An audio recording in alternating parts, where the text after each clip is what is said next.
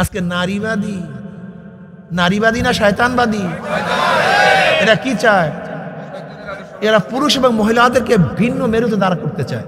পুরুষ এক জিনিস, মহিলা তার মানে বাজাবাজি করতে চায়, শত্রুতা।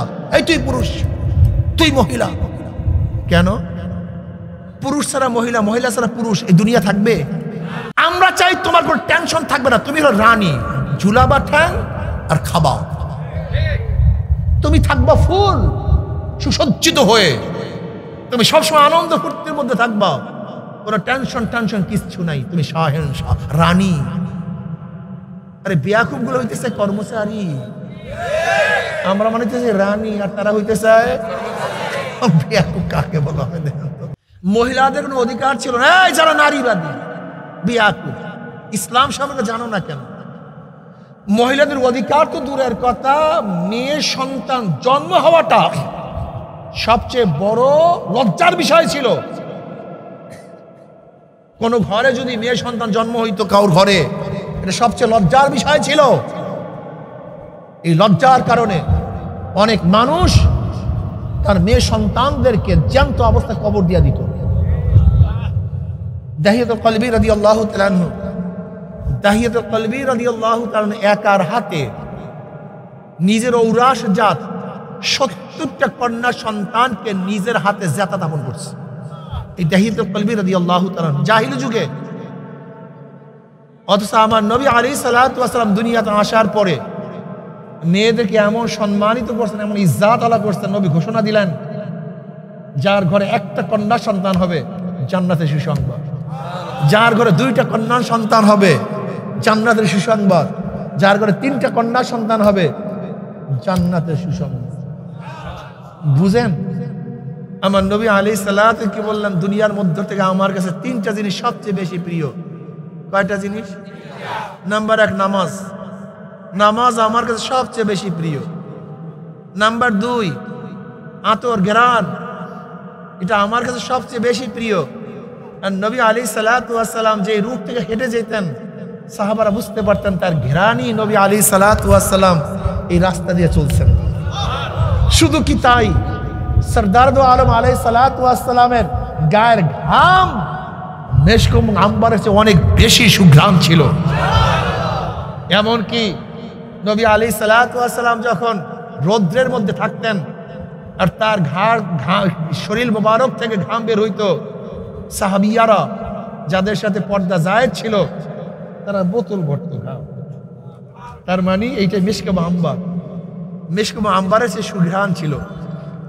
নবী আলাইহিস সালাতু ওয়াস সালাম সুঘ্রাণকে খুব পছন্দ করতেন। নাম্বার 3 নবী আলাইহিস সালাতু ওয়াস নেককার মহিলাদেরকে সবচেয়ে বেশি মোহাব্বত করতেন, সবচেয়ে বেশি পছন্দ করতেন। যেই নবী সবচেয়ে মহিলাদেরকে সবচেয়ে বেশি পছন্দ করতেন, নেককার মহিলাদেরকে ভালোবাসতেন, আর তুমি সেই নবী আলাইহিস সালাতু ওয়াস ইসলামকে নিয়ে, দ্বীন নিয়ে, আদর্শকে নিয়ে আজকে নারীবাদী নারীবাদী না শয়তানবাদী? এই নারীবাদীরা কি চায় জানেন? ঘরে ঘরে আগুন জ্বালাইতেছে, জালো জালো আগুন জালো। ওরা ঘরে ঘরে আগুন জ্বালাইতে চায়। অথচ মহিলার অর্ধাঙ্গুনী, অর্ধাঙ্গুনী বুঝেন? তুমি অর্ধেক, তোমার ওই স্ত্রী অর্ধেক, এই 2 জন মিলিয়ে তো পূর্ণ। স্ত্রী ছাড়া স্বামী, স্বামী ছাড়া স্ত্রী, এটা চলে কিভাবে? আমরা চাই পার্ট, আমরা চাই কি তুমি আমার পার্ট, আমি তোমার পার্ট। আমরা এইটা চাই, উভয়ের মধ্যে মহব্বত সৃষ্টি করতে চাই, ভালোবাসা সৃষ্টি করতে চাই। মহিলাদেরকে কি বলা হয়? বেগম। কি বলা হয়? বলে না বেগম সাহেব আসছে। বেগম অর্থ বুঝেন? চিন্তা মুক্ত, নিশ্চিন্ত।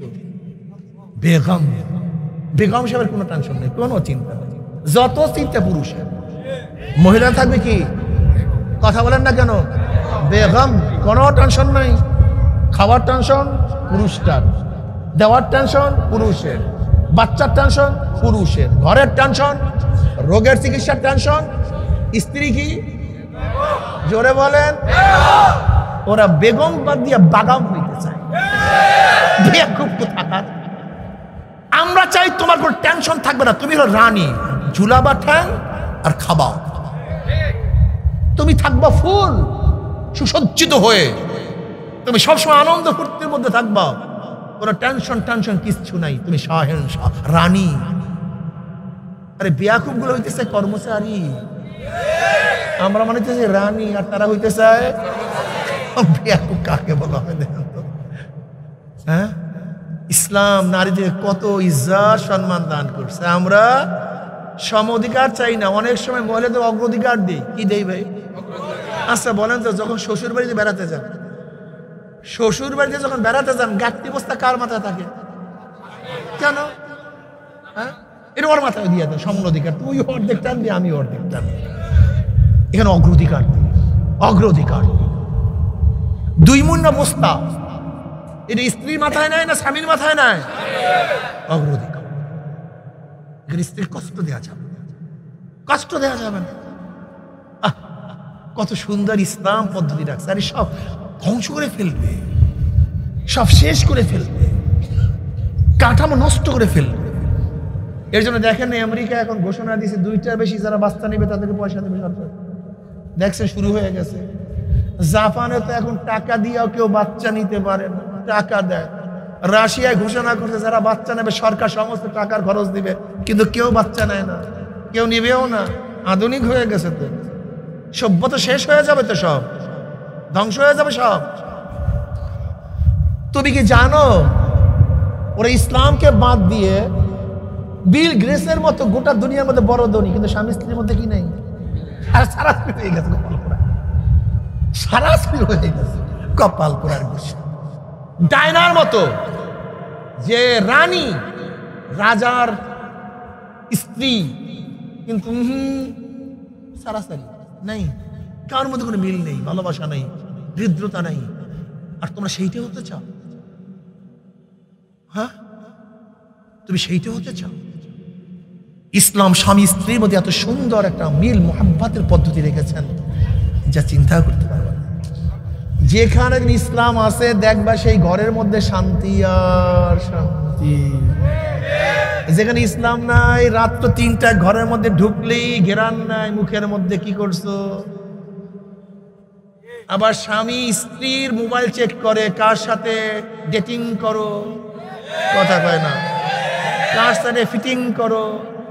কিন্তু আমাদের চেকমেট নেই, কোনোদিন স্ত্রী মোবাইল চেক করার চিন্তাও করি না। স্বামীর স্ত্রী চেক করারও, মোবাইল চেক করার কোনো টেনশনও। আর তোমাদের সাথে টেনশন এইটা ঘটনা কি করে না করে, কি করে না করে, কি করে কেন? ইসলাম নেই, দিন নেই। টাকা আছে, পয়সা আছে, কলবে শান্তিটা নেই।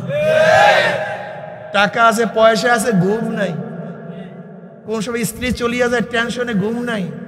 আমরা তো হুজুর মানুষ, দোয়া নিতে আসে কত মানুষ, আল্লাহ বলে হুজুর কি যে খারাপ, কি যে জাহান্নাম। ইসলাম নাই, তুমি শান্তি বুঝো নাই। হে মুসলমান বাবারা, যুবকরা, শান্তি ইসলাম। ইসলাম মানে কি?